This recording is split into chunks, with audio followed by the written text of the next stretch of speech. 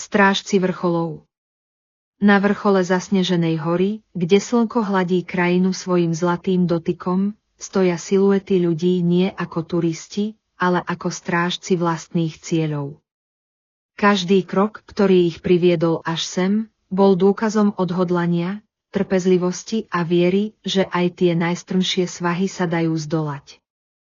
Pod nimi sa rozprestiera ticho, ale v ich vnútri horí plameň túžba dosiahnuť viac, vidieť ďalej, stáť pevne aj v chlade a neistote. Hory neodpúšťajú slabosť, ale odmeňujú odvahu.